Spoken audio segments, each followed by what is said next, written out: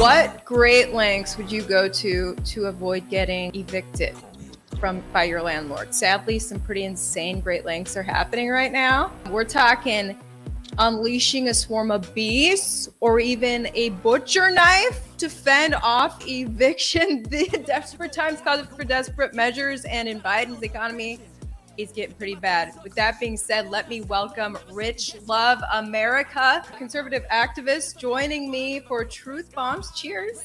Cheers. From Atlanta. Yes. So you used to be in Houston with me. When you're born and raised in Houston as a Texan, it's just very hard to shift to something different. But I always said I wanted to live in Atlanta, so did it. I came, I saw, I conquered. I'm ready to go. Oh, you're coming back? Well, I'm pretty sure I'm going to Florida next, either Tennessee or Florida.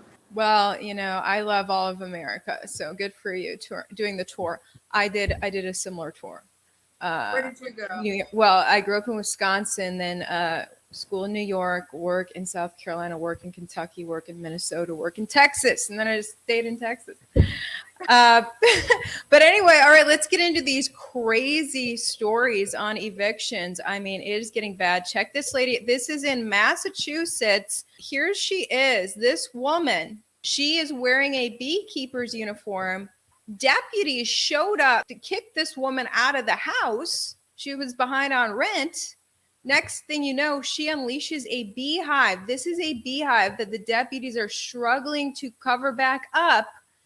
But the deputies, you can see the bees swarming. The deputies had to retreat. The Fox 5 coverage, Massachusetts woman allegedly unleashed swarm of bees on deputies carrying out eviction order.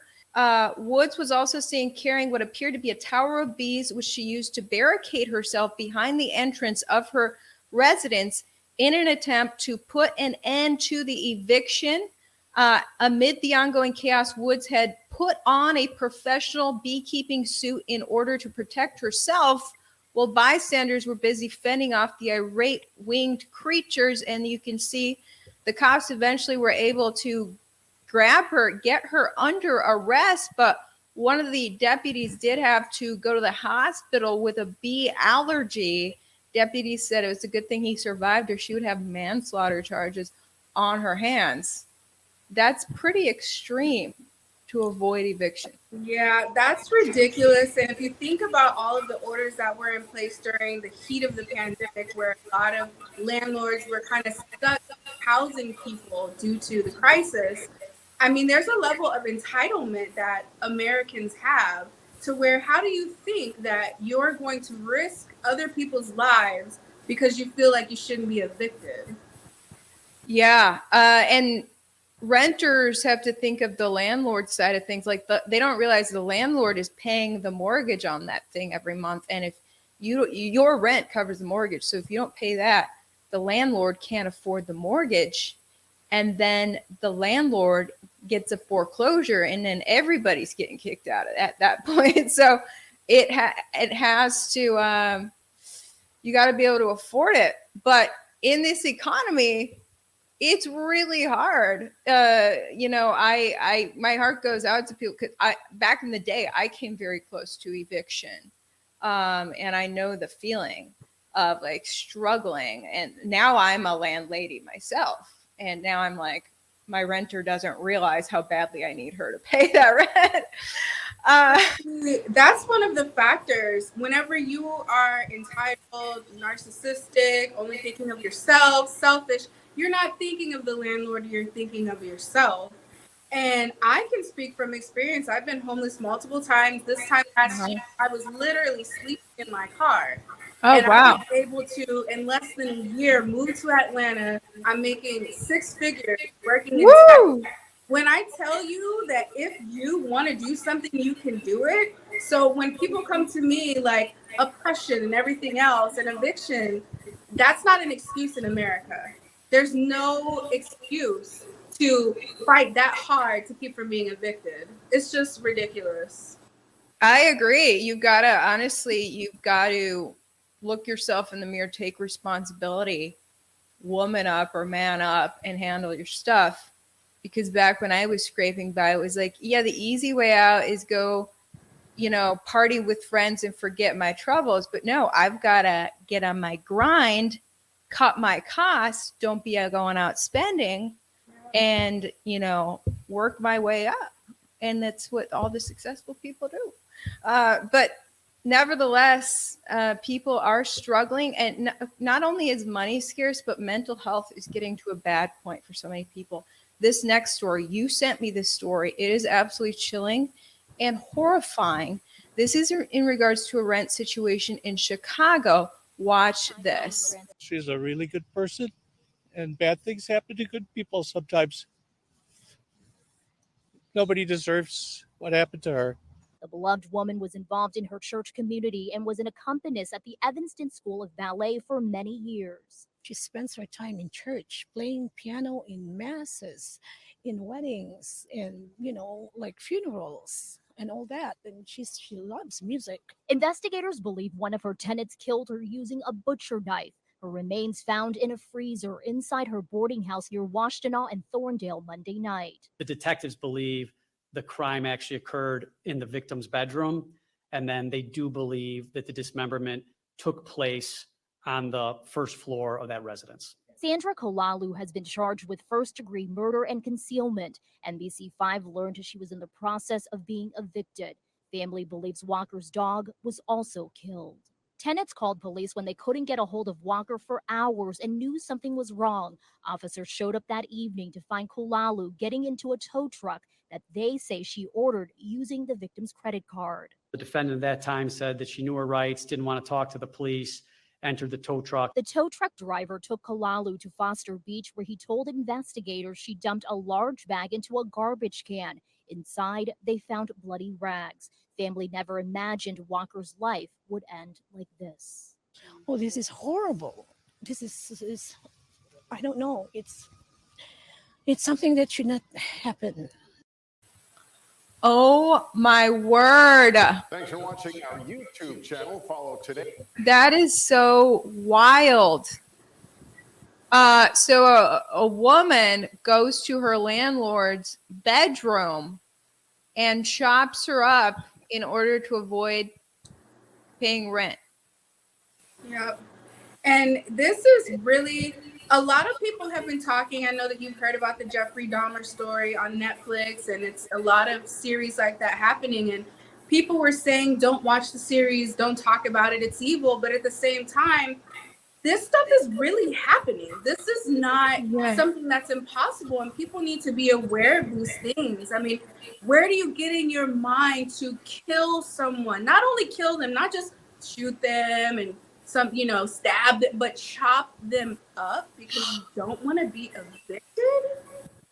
Oh my gosh. This story actually reminded me of Jeffrey Dahmer, and that new series on him is out, and I actually had never paid attention to his story. Guys, I was born yesterday. I mean, his thing happened in the 80s, right? I was born in 89, so that's before my time. Oh my goodness. Wow. So I'm like, dude, I missed I always heard his name spoken, but then I actually watched an old Inside Edition report on him, and I was like, this is when Bill O'Reilly was anchoring Inside Edition. I didn't know. Anyway, it is horrifying. I don't know. At first it was accidental that he would kill these guys while he was hooking up with them because he was gay. And then he got a love for it. The first one was accidental. His dad they would pick up dead animals on the side of the street when he was a little boy. And they would literally dissect them and look at the body parts. And he had a condition where it was arousing to him to see the inside of the body. And so the first time was an accident. It was a guy that he picked up. He had a fetish of picking up someone on the side of the road, a hitchhiker, and wanted to leave. Oh yeah. He had an issue with letting go of people, and he hit him with a weight, and that just started the whole spiral. And I actually remember, I was born in '86, and I remember hearing about it. So I didn't, I was so little, I didn't really understand. But seeing the documentary was mind-blowing to think someone's mind, and the fact that he admitted to everything, even Yeah. people that they didn't know of. So do you think his experiences as a kid with animals like screwed up his brain somehow? I believe so, because just thinking of that, even just getting a dead animal off the street and dissecting it, pulling out the organs. I mean, unless you're trying to be a scientist or a surgeon, just thinking of rabies and all the issues that a dead animal could have, when you do that, and that's something that you do for fun, but then you become an adult, and then you can just go grab a guy at the club, drug them, and then dissect them. Like, he was aroused by this. He said that he wanted So to creepy. own a piece of them every day after they died. He even took a severed head to work with him. He worked in a chocolate factory, and he would take the head in his locker because he wanted to have them with him. Yeah, it was so crazy. Like, he would chop at their bodies, and then he would save like parts of their bodies, and he was planning to build an altar like in honor of his victims because he loved them so much. It's like, what? Like, and he looked so normal, right? Mm-hmm. He looked like even like an attractive guy. Yeah, that's what one of the reporters said. She said he seemed like such a normal guy, and that's what scared her. Not the fact of what he did, because people were asking her like, oh, were you scared to interview Jeffrey? And she was like, the thing that scared her was how normal he seemed. Right. You start looking at all your friends and acquaintances. Like, you're not gonna be the next Jeffrey Dahmer, are you? Yeah, that was pretty horrifying. Yeah, so it's strange to think. I guess his thing, yeah, he had a fetish for like control, which some people have that fetish in the bedroom, but his was like to the max, level, all the way to. And I think it was important to tell that story because it actually happened, for one. But how many people saw that and deleted their Tinder account or stopped taking drinks from people? I've been slipped from the date rape drug multiple times in my lifetime. Even to this day, I won't take a water bottle or anything that I haven't seen myself get open. You see what I'm saying? So people that aren't thinking of these things, the way that now people are so easy to go with people, just not thinking the possibilities, that special could have saved someone's life. So I think that story needed to be told. Yeah, that is good that it was told. Yeah, I remember my dad, actually, when I went off to college, my dad said, just watch your drink always. Yeah. It's crazy. All right, so back to these evictions. It's actually a thing that is accelerating in America. Surprise, surprise, Biden's economy. Denver Post reporting Colorado evictions top 3,000 a month, a return to pre-pandemic normal as rental aid comes to an end. And, this is part of the inflation problem. It's crazy because, you print money for rental aid and then you get inflation, which causes rent to go up. It's such a freaking mess. Yeah, it's a huge lie. And people were thinking that the stimulus was actually free. They're thinking that the debt forgiveness or student loan forgiveness is something that's free, and getting rid of the reserves that we have for oil, and all of these things that are happening that people don't recognize. Nothing is free. They're not just giving these things to us, and eventually it's going to hit us, and that's what this fallout is. And people sit around and they're trying to understand, and Jean-Pierre, the White House press secretary, can't even explain what the Reduction Inflation Act is doing. It's not doing anything for us at all. Right. Exactly. It's insane listening to the entire Biden staff try to talk about economics. They obviously don't understand. Or how they change the meaning of what a vaccine is, and how they change what the meaning of recession is to fit their narrative. It's just ridiculous that it's almost like people don't want to know the truth. They don't want to know it. The entire nation getting gaslit. Mm-hmm. Not good for our mental health. So I want to go back to the Kanye West drama from my last podcast. You sent me this link as well. Kanye's backlash is crazy, or yay. We got to call him yay, he said. Here, look at this. And I mean that with everything inside of me. George Floyd was murdered in front of all of us. I'm tired of saying pray for him, get his meds. That done. I'm so done. I want to piggyback off of your message telling Kanye to F you. I too would like to tell Kanye West F you all the way. F you all the way.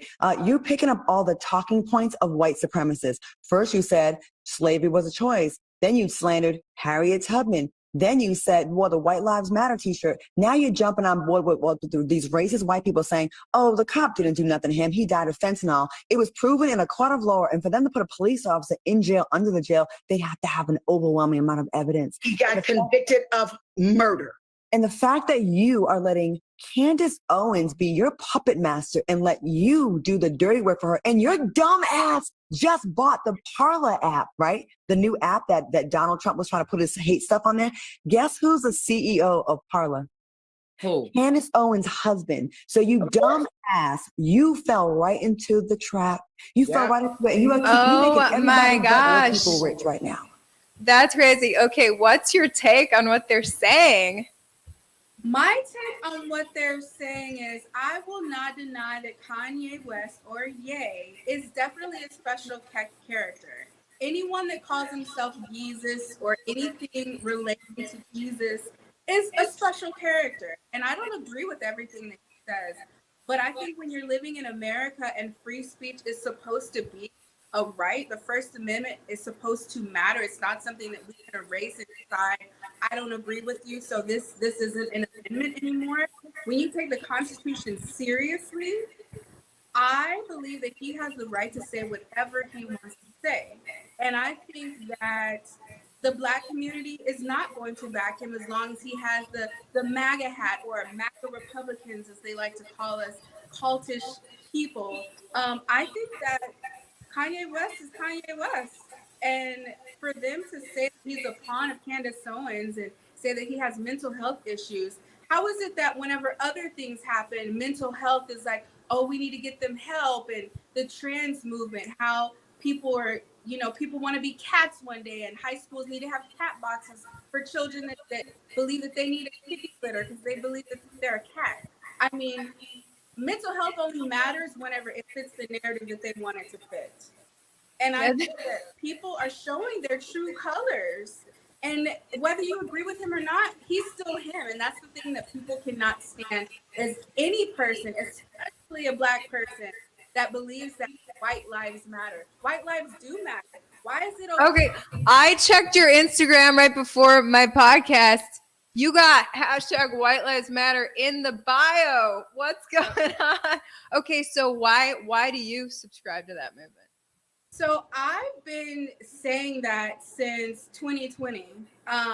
When I started my TikTok, it went viral out of nowhere because it was more like a FU to people that were trying to tell me that because I'm Black, I needed to be a Democrat, telling me that I'm oppressed. And I'm like, as much as I've been through in my life and the way that I've been able to turn it around because this is America and we're living the American dream, I believe that white lives matter just as much as Black lives matter. Why is it okay to call a white person a Karen? And I'm like, as much as Black people want to complain and talk about oppression and how life is so rough, why would you even give people of any nationality power over you to say, oh, I'm so oppressed? You're not oppressed. That is a choice. If you believe that you're oppressed, that's a choice that you're making. But why is it that we could run up and down the streets, burn down the country, Black lives that died? How many billions of dollars due to the George Floyd riots? AOC giving people tips on how to get away with rioting and turn off your cell phones and posting things to tell people how to do it. We have the First Lady saying that there's riot in the streets and it's going to continue. I mean, all of the Democratic Party, the hypocritical actions of that party, and it's okay to scream Black Lives Matter, but as soon as a white person, just imagine if a white person walked into a building and was like, oh yeah, white love, white power, white girl magic. Really? People would be like, oh, you're racist, you're a Karen. But why is it okay for Black people to do it? And it makes me wonder, what do these white children think whenever TikTok is banning the terminology hashtag White Lives Matter? But there's a whole movement and all of the billions of Black Lives Matter hashtag. Do white lives matter? Like, do they even matter? Not to a lot of Black people. This racial divide has really grown just in the past decade. Just in the past decade, the news media started hyping up these narratives that supposedly white cops are going after Black people, which I was the boots on the ground crime reporter that entire decade. And I saw the narrative being spun because I was the one on the scene of Black versus Black, Hispanic versus Asian. You know, it's a Hispanic cop versus like a white victim, or a white cop versus a white victim, whatever. But it was only the white cop versus the Black victim that made national news. They would handpick those and hype them up before anyone knew what actually happened. And sadly, it worked like a charm. And so much division has formed. White people who never had a threat of racism are developing spite at these Black people who keep calling them racist. And pretty soon, the white people start to develop racism through that spite, and the Black people sure have the racism toward the white person. And so now we have this big old racial divide, and it's horrifying. And yeah, I guess people like you and Kanye are saying, you know, screw all of it by putting up that hashtag. But then it's just even more inflamed with that hashtag. Yeah, I completely agree with you say about from the media perspective. It's all about engagement. It's all about hits. And if you look at what actually takes off and what goes viral is the white cop, Black person narrative continuously. And don't get me wrong, there is racism in this country against white people, against Black people. People are people. Everyone is going to have their bias. But I think by spinning all these narratives to create this, you're creating this problem. If you microscopically hone in on something that's a very minute issue in America, you're blowing it out of proportion. And there was even a story about a true white supremacist that was kidnapping Black women, torturing them, raping them. And one got away, and they went back to his Facebook page, and he was talking about Black people and how, you know, we're horrible and all this stuff. That stuff does exist, but how is it helping it to continue to paint this narrative? If you think of, there was a white boy a few months ago that was beaten to a pulp by like 3 police officers, and it was caught on camera. Does anyone even know his name? Like, they talked about it because, oh yeah, police brutality. But how come you guys aren't burning down the country for that man? Exactly. It doesn't fit the narrative. Well, let's look at one of the sound bites from Kanye's most controversial podcast, which was last weekend, the Drink Champs podcast, where they take shots for 3 hours. So, of course, he said controversial things during it. Anyway, but honestly, he hit the ground running. It was so funny. The guy, Nore, opens the show and just tosses intros Kanye right off the jump. Kanye's like, those Jews. And so here's Kanye's anger against the Jews as a Black person. You're a Black person, so I want your reaction. If the Jews are out to get Black people, here's what he said. Why would the Jewish media push BLM and force people into outrage, right? But then say, I don't have the right to my anger.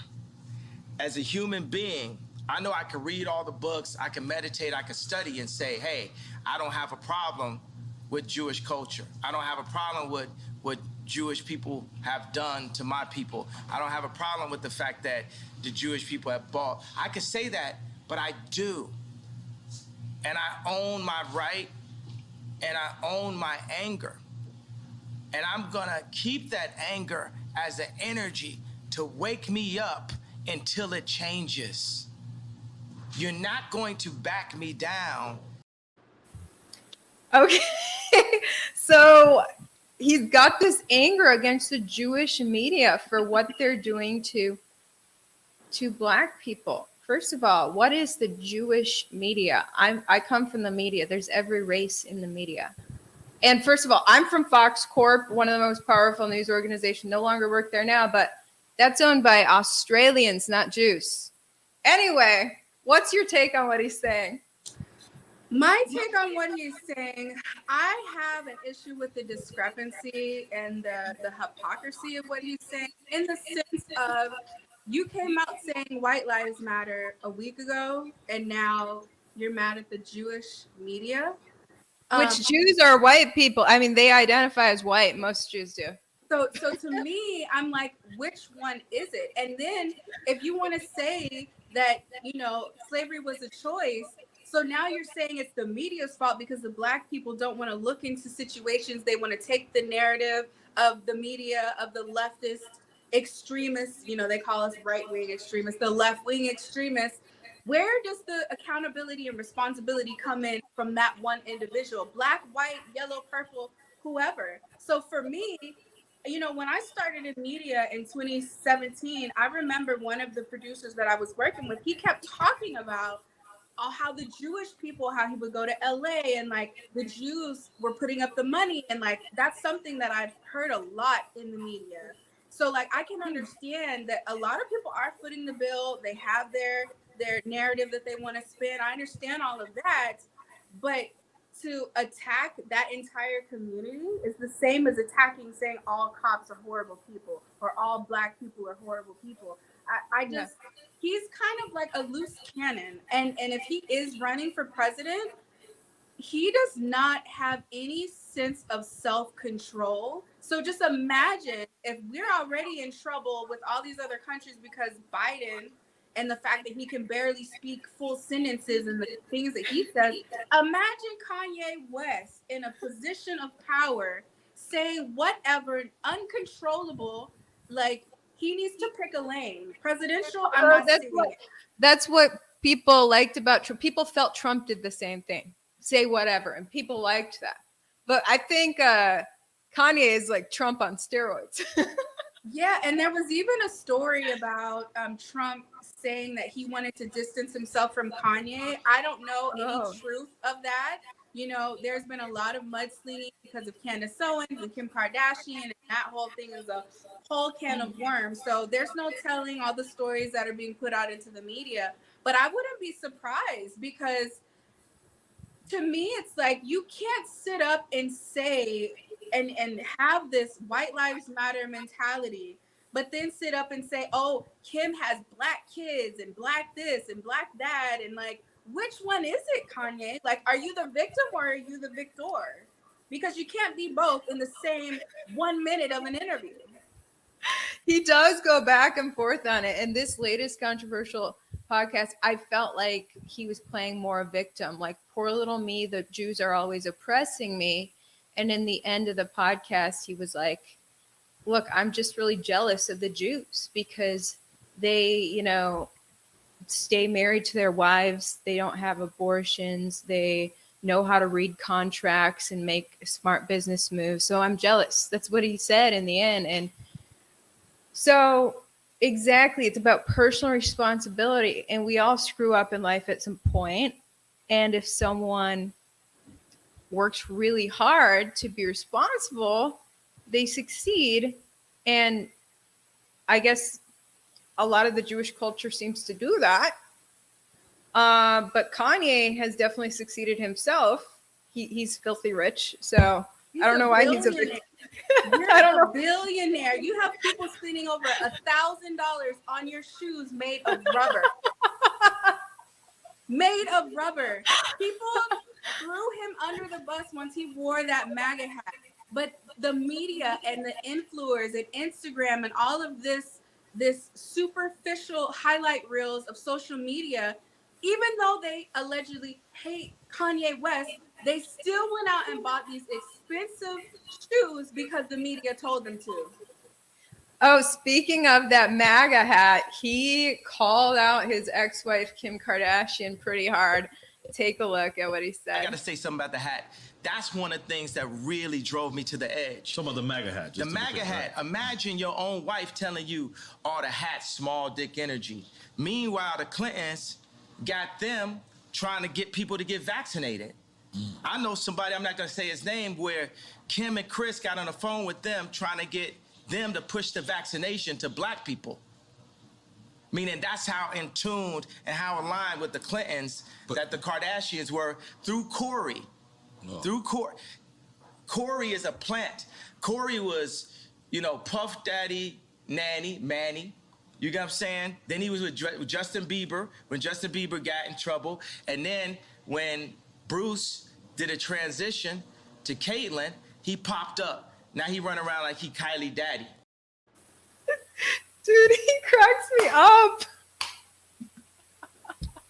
I know Kim is like, one thing Kim will always do, she will always give him the credit for getting her into rooms and in spaces where they didn't want her. She got rich in America off of a sex tape. Let's just be real here, where she started. And so Kanye West was already kind of had a movement in the fashion industry. She credited him because Balenciaga wasn't checking for her back then. Fendi wasn't checking. Like, they didn't want her wearing their clothes. Yeah, he turned her into a fashion icon. Yeah, he gave her credibility. But I know right now with all of this that's happening, she's like, was it really worth it, Kim? Because he's going to spread everything he knows about your family. And let's not even talk about Ray J and the sex tape and how Ray J is saying that her mom knew all about it and they still haven't addressed it. Yeah, that's insane. I mean, that's crazy if Kim's mom planned the sex tape. I'm like, I still don't know how much I trust Ray J because he's probably hungry for fame after his fame fizzled out. But it's interesting after Kim broke up with, what's that dude with the big dick energy? Pete Davidson. Kim's like, he's got BDE. I think that's so funny that Kanye just revealed that she was shouting little dick energy at him. But anyway, so she breaks up with Pete. Her Instagram, she started posting stuff about Yeezy on her Instagram after breaking up with Pete. I was like, oh, she's shouting out Kanye again. Yeah. I guess she's tired of young guys. Which brings me to the next topic, dating. So when it comes to dating, first date questions are a big deal. It's important. Are you single or what's going on in your love life? I am single. I have been married twice. What? The first time was to a man that was 5 years younger. And the second marriage, that's literally where papers are signed. I'm just waiting to get the finalized documentation in the mail. He was 23 years older than me. Wow. Yeah. Dang. Okay, so my best friend is married to a guy who's like over 30 years older than her, if I'm doing that. Yeah, big difference. But they are like a dream couple. I mean, they're so in love. So I mean, it's different for everyone. But you tried both. I've tried dating younger and older too, and at this point, I have given up on younger. Lately, only younger guys want me, and I am shutting them out. I need a grown up. Anyway, so in these first date questions, we need to figure out who's a grown up or, amongst other things. Okay, so Poplitics. I love Poplitics and Alex Clark. Mm-hmm. So she put out the things you absolutely should bring up on a first date. 1, what is your intention with dating right now? 2, what is your spiritual walk like? 3, what are your opinions on drugs and drinking? 4, what would you ever consider homeschooling? 5, who did you vote for? Then describe your best friend and what's your diet. Wow. Those are Alex's first date questions. What do you think of those? Would you use those?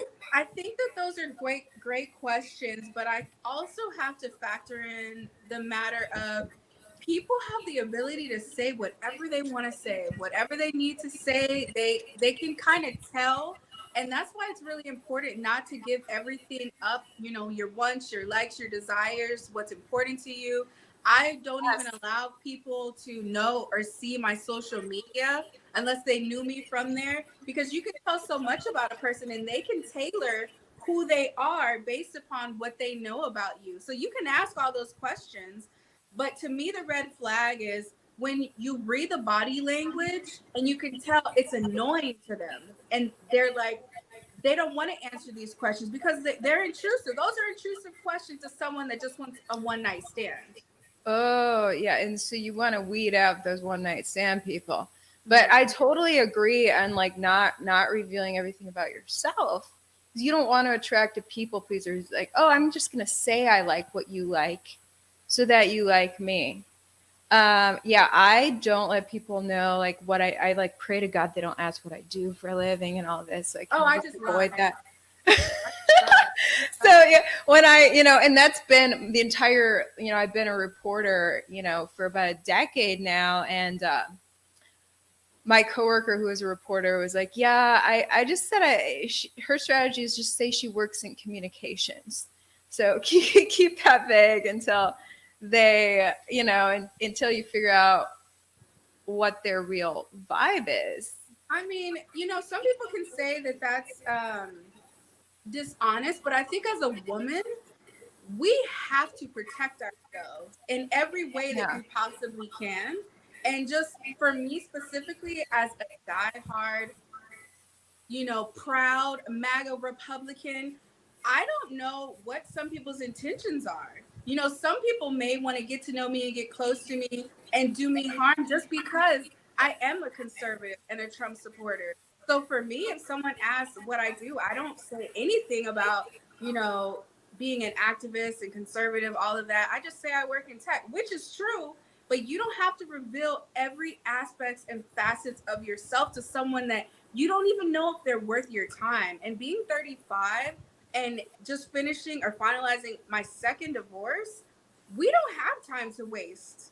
We do not have time to waste. Like, I want to know more about you than you know about me until I'm ready. And I believe that you are valuable enough to my life and that can bring value to my life and we can mesh well together. Until then, you'll know as much as I want to let you know, but I want to know who you are. That's why it's important on your date to listen more than you speak. You want to know more about that person than they know about you.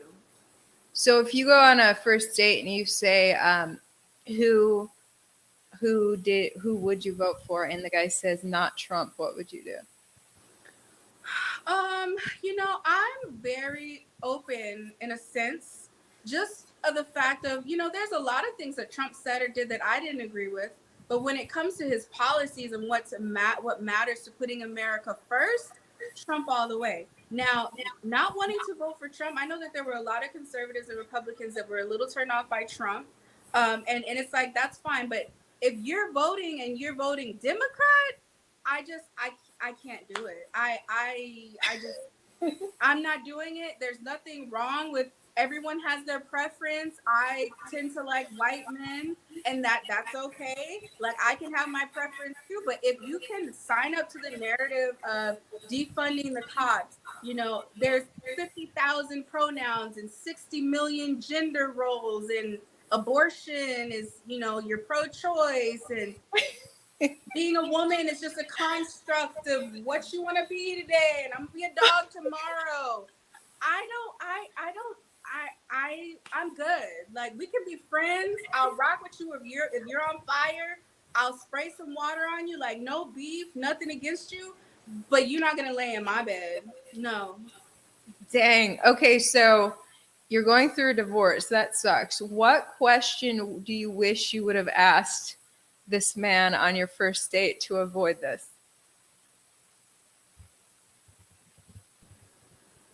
Oop, it froze up. You're back. Okay, let me repeat the question.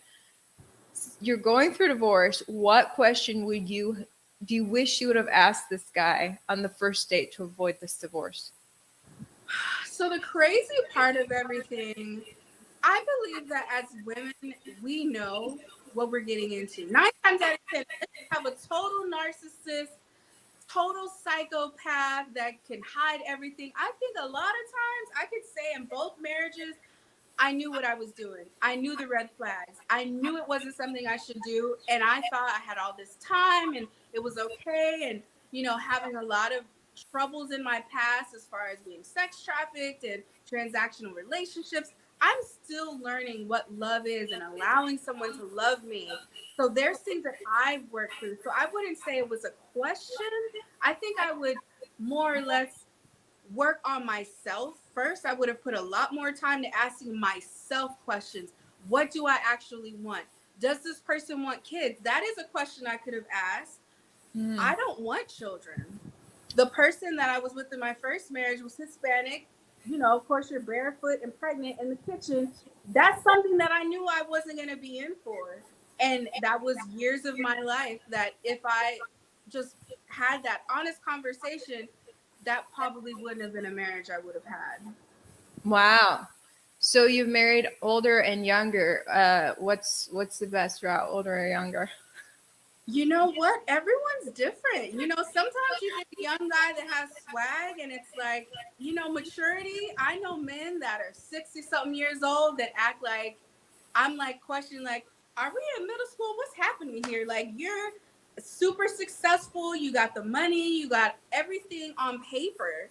But as far as everything else that you need, someone that's committed, someone that's, you know, in tune with you and cares about you, it just depends. A lot of it has to do with upbringing and what matters to them. And when you think of society and social media, the fact that women are like a buffet platter. If you won't do it, the woman down the street will do it and she won't ask any questions. She'll just do it.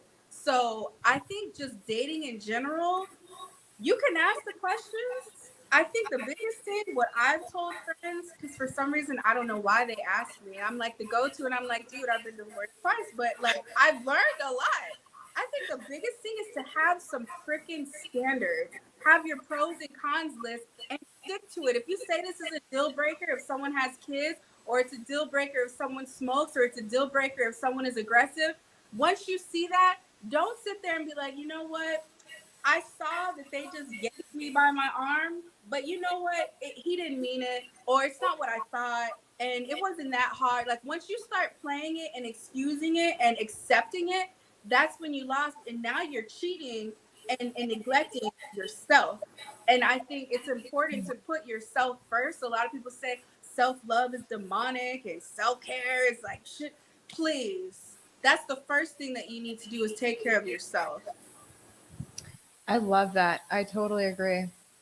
I'm at a point in life where I don't necessarily have, you know, these first date questions that I must ask. Let me see if I can show this. There it is. So these first date questions, I'm more about energy now. I just want to like feel the person's vibe. I feel like a couple years ago I would have jumped into the most controversial questions on the first date because I want someone who likes controversy because that's kind of my personality. But I'm at this point where I am burnt out of controversy and I want my relationship to be a place of peace. And so I just want to feel their vibe, period, on a relationship, you know, on a date, and let them lead for sure. The man should be the leader. I think another factor is just how society is. They say that there's something wrong with allowing a man to lead and being docile and allowing your husband to take the lead in your life. I can understand if you're with someone and they're leading you into a car crash and they're leading you into bankruptcy. Yeah, we don't need to let that person lead. And that's where you ask yourself, is this something I want to get into? Because if you think about it, you're like, you give a lot of energy in relationships. And if Yeah. once you put so much energy into someone telling yourself and lying to yourself, like you can't get that time back. You can't get that energy back. And as women, I'm 35 and I'm like, do I want kids? Like, do I want to freeze my eggs? Like, if I was honest with myself in my 20s, my life may look differently. But I can say to other women that maybe going through divorce or, you know, there's so many things that can happen to us. Like, I do believe that everything that we go through has a purpose and a reason, and it makes us who we are. But the key factor is to learn from those things and try our best not to continue making those same mistakes. As long as you do that, you can have the most beautiful life that you want with a person that is right for you, deserves you, will love you, that you can trust. And I think trust is so important. I could never be with someone and lay next to someone that I had to wonder if I should go through their phone. The moment that you Oh, feel yeah. that, that's not a place of peace. That's not a place of loving, caring for yourself, that you can't trust someone with your life. You don't need that. I'd rather be alone than have that. 100%. Me too. And that's why I am alone. Me too. No, I've been single since August. No, that's not why my last relationship ended. We trusted each other. We were just a bad match. But but no, I do have these standards of like, okay, or any of my questions that I do ask, if you're like, you don't want to answer my questions, that's a giant red flag. Yeah. What's like, where do you see yourself in 5 years? Ooh, can we change the topic? You don't want to talk about your future? That's a red flag, you know? So yeah, it's so interesting. Anyway, I think I'm gonna try online dating. I've never done it. As long as you're very careful, because literally there are people that I just think that I'm not gonna blame all women. It's a societal issue, but I think when there are so many women that are willing to do whatever they need to just to have that man in their bed for one night, it makes it so difficult for other women that have standards, that don't want to sleep with you on the first night, that don't want to help pay your bills, and like the craziest things that I've heard from women that I'm like, did you not realize that was a freaking big red flag? And Yeah. it's just like, just be careful, Ivory, because these dudes, Ah, like, I live alone. Like, I would never, I can't even imagine inviting a man over to my place. Like, I don't even want your energy in where I live. Like not the yeah, key not till you thing, know them well. like back in the day, you know, the man would come pick you up and then pick you up from your house and then take you out to eat and then get you a drink. You don't need to know where I live. You're not going to pick me up. I will meet you where we're going to go. I don't need you to buy me a drink before I get there. I'll order my own drink, and I'm not going to the restroom. I'm not taking my eyes off that drink or my food while you're here, because society used to be the type that would, you know, kind of, you know, it takes a village, where if something happened, someone would be like, hey, whenever you came back from the restroom, I saw him put something in your drink, or, you know, people would look out for you more. People aren't going to stand up and say anything. You're putting your life in someone else's hands, and always keep that in mind. People will say whatever they want and need to say to get you comfortable. And if you think of like traffickers, they're master manipulators, narcissists, abusive men. They don't start out with beating you to a pulp. They don't start there. They start with, you know, feeding into your insecurities and seeing where you're weakest and feeding into that, and like, oh no, you're beautiful. I love your fat rolls, and I love your wrinkles, and you're perfect the way you are. Like, they say all that to get you real comfortable and soothe you. And then they show you who they really are once you're comfortable with them and once you're in too deep. That's crazy. Yeah.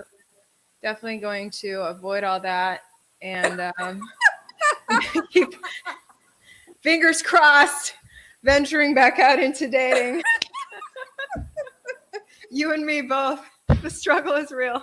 Yeah. No, there's this new right-wing dating app that I was like, I might as well try that, because the creator of that app is a friend of my friend. And I'm like, oh, I know the app creator, so maybe this is something I can do. I was like, maybe I'll date right-wing guys on a right-wing app and document it on YouTube. And Ooh, that'd be good.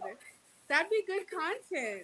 There's already like propaganda or like hate headlines about this app, like, ooh, right-wing dating. Like, what are they so afraid of? Like, so yeah, the app's like about to launch, so it's called The Right Stuff. I'm probably gonna I really think that's going to be really good content because, even whenever I've been on not Plenty of Fish, I was on Bumble and I've gotten on like Tinder.